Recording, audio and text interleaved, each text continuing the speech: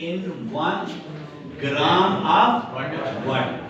अब आप मुझे बताएं, जो वाटर है H2O, इसका मॉलिक्यूलर मास कितना होता है? 18। ये इसका मॉलिक्यूलर मास है। और अब मुझे बताएं इसका मोलर मास कितना है?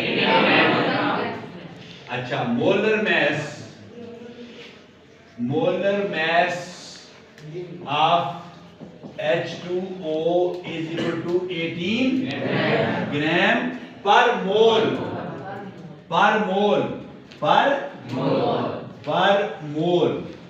ठीक है, मोल को MOLE पूरे से करेंगे और शॉर्ट में MOL भी लिखते हैं। ठीक है, 18 ग्राम पर मोल। और आप इसको 18 ग्राम पर मोल को ऐसे भी लिख सकते हैं, मोल के ऊपर -1 डालते हैं। पता है ना इस बात में? तो एक मोल में 18 ग्राम वाटर होता है। एक मोल में होता है। अच्छा, आपको पता है मोल की डेफिनेशन तो पता है ना? It is the amount of substance. कितनी मिकदार है? Amount of the substance in which 6.022 into 10⁻23 particles are present। अब particles क्या होते हैं? Particles could be atoms, particles could be molecules, particles could be formula units, particle could be ions, particle could be AMUs। AMU भी तो एक particle है ना? ठीक है, एटॉमिक मास यूनिट जो है वो भी एक पार्टिकल है। तो पार्टिकल तो कोई भी हो सकते हैं। ठीक है, मगर वाटर में जो 18 ग्राम मोलर मास है, 18 ग्राम पर मोल, उसका मतलब ये है कि अगर आप 1 मोल वाटर ले लें और फिर उसका वजन करें तो 18 ग्राम निकलेगा। और उसके अंदर मॉलिक्यूल्स को गिनना शुरू करें, 18 ग्राम में मॉलिक्यूल्स को गिनना शुरू करें तो वो कितने होंगे? 18 ग्राम ऑफ वाटर कंटेन्स जी कितने मॉलिक्यूल्स? 6.022 into 10⁻23 molecules. यहां पे लिखना पड़ेगा आपको, जो पार्टिकल का नाम है, अगर उसका नाम एटम है तो एटम लिखना पड़ेगा, अगर मॉलिक्यूल है तो मॉलिक्यूल लिखना पड़ेगा, फार्मूला यूनिट है तो फार्मूला यूनिट लिखना पड़ेगा, आयन है तो आयन लिखना पड़ेगा, AMU है तो AMU लिखना पड़ेगा। लिखने यहां पे, ठीक है? Molecules 18 gram of water contains इतने मॉलिक्यूल्स। अगर मैं आपसे ये कहूं कि 18 gram of water contains is equal to 3 multiplied by 6.022 into 10⁻23 atoms। अब मैंने एटम्स लिखा है, मॉलिक्यूल नहीं लिखा। मैंने कोई गलती तो नहीं की? बिल्कुल नहीं, मैंने ठीक लिखा, क्योंकि मैंने 3 से मल्टीप्लाई कर दिया। वाटर के एक मॉलिक्यूल में कितने एटम होते हैं? 3। तो वाटर के इतने मॉलिक्यूल्स में कितने एटम होंगे? Multiplied by 3। सिंपल, मैंने एटम निकाल लिए, क्योंकि उसने पूछे एटम है तो मैं पहले ही एटम क्यों ना निकाल लूं। मैंने एटम निकाल लिए, करें multiply, is equal to 3 2s are 6, 3 2s are 6, 0.18.066 into 10⁻23 atoms. ठीक हो गया? ये 18 ग्राम ऑफ वाटर में है। क्वेश्चन ये है कि 1 ग्राम में कितने होंगे एटम्स? 1 ग्राम में कितने होंगे?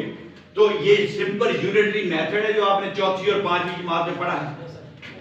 1 ग्राम ऑफ वाटर में कितने होंगे? 18 ग्राम में इतने, तो 1 ग्राम में कितने होंगे? Divided by 18।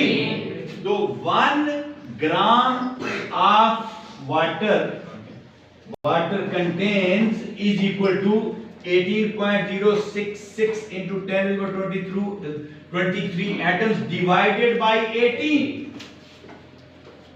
ठीक हो गया? अब 1 ग्राम में अब 18 पे से डिवाइड करेंगे तो क्या आंसर आएगा? 1.0037 करके देख लें into 10 raised to the power 23 atoms. ये लो इतने एटम्स होते हैं वाटर के 1 ग्राम में, और एक वाटर के 1 ग्राम में कितने मॉलिक्यूल्स होंगे? इसको आप 18 पे डिवाइड कर देंगे, वो मॉलिक्यूल्स निकलेंगे। मगर जब 3 से ज़र्ब देके फिर 18 पे डिवाइड करेंगे तो फिर एटम्स निकलेंगे। अगर इस अकेले को अब बताएं ना, 18 ग्राम of water contains 6.022 into 10 to the power 23 molecules, and 1 gram of water contains कितने molecules? 6.022 into 10 to the power 23 divided by 18. ये molecules निकले, और atoms अगर निकालने हो तो 1 ग्राम में तो 3 से ज़रब दें, ठीक है ना? तो ये आपका आंसर निकलेगा। अगर molecules निकालने हो तो इसको 18 पे तकसीम करेंगे, अगर एटम्स निकालने हो तो इसको 18 पे तकसीम करेंगे। समझ आइए? क्लियर होगी बात? So this was your first question. Okay, what is the next question? The question related to the mole concept. I will explain the questions, only those questions which are related to the concept of mole, right? Hurry up, who will read out the question? Ji. How many moles are there in 25 gram of H2SO4 sulfuric acid? How many moles are there in 25 gram of sulfuric acid? 25 ग्राम गंधक का ताज़ाब sulphuric acid H2SO4 25 ग्राम है आपके पास। Mess कितना है? 25 ग्राम है आपके पास। आपने moles निकालने, वेरी सिंपल, आपको कुछ फार्मूले याद होने चाहिए। मोल्स निकालने का फार्मूला ये है, ये देखो, moles is equal to mass over molar mass, mass over molar mass. तो हमने मोल्स निकालने, मोल्स निकालने हैं ना। मैस कितना दिया हुआ है? 25 gram is equal to 25 gram G divided by molar mass H2SO4। H2 hydrogen का एटॉमिक मैस 1, मगर 2 एटम हैं, 1 multiplied by 2 SO4 S sulphur का एटॉमिक मैस 32, तो 32 प्लस 2 34 हो गया। O4 ऑक्सीजन का 16, O4 4 एटम है, 16 4 64 प्लस 34 इज 98 ग्राम पर मोल। मोलर मैस कितना हो गया?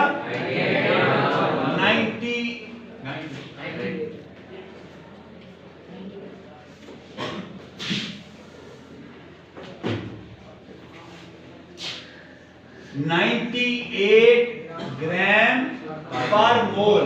ये पर मोल का मतलब होता है मोल डिवाइड कर रहा है 98 ग्राम को, पर मोल का ये मतलब होता है। अब आप इसको सॉल्व करें, यूनिट्स पूरे लिखने हैं, यूनिट्स पूरे लिखने हैं।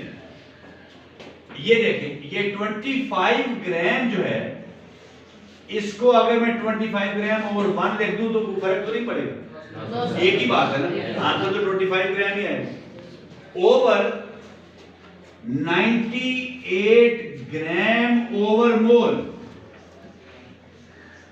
एक फ्रैक्शन ने दूसरी फ्रैक्शन को डिवाइड किया, ऐसे ही है ना? अच्छा, अब इसको सॉल्व करने का तरीका पता क्या होता है? बड़ा आसान। ये अंदर वाले 2 नंबर जो है इनको आपस में मल्टीप्लाई कर दें, और ये बाहर वाले 2 जो है इनको आपस में मल्टीप्लाई करें, और बाहर वाले 2 को मल्टीप्लाई करके ऊपर रखें। चले जी, 25 ग्राम मोल, 25 gram divided by 98 gram multiplied by 1, 98 ग्राम, 98 ग्राम। अब ग्राम ग्राम से कट गया, ठीक है, 25 ओवर 98 मोल बच गया, 25 ओवर 98 मोल। ये उसने कहा था कि कितने मोल होते हैं। अब इसको आप सॉल्व अगर करें, ये 98 100 के करीब नहीं है। अगर मैं यहां पे 100 लिख दूं आपकी आसानी के लिए समझा रहा हूं, 25 ओवर 100 क्या होगा, 1 ओवर 4, 1 ओवर 4 क्या होता है, 0.25, इतना ही होता है ना। तो यही कहीं आपका आंसर 0.25 के करीब होगा, चेक करें, ठीक है। तो ये 0.25 मोल्स आपका आंसर निकल आया, जो उसने पूछा था कि कितने मोल्स होंगे अगर 25 ग्राम सल्फ्यूरिक एसिड होगा, ठीक है। अगर 98 ग्राम होगा तो 1 मोल, 98 ग्राम 1 मोल होगा ना। तो अब 25 तो 98 से बहुत कम है, तो फिर 1 मोल से थोड़ा ही निकलेगा ना, तो 0.25 मोल।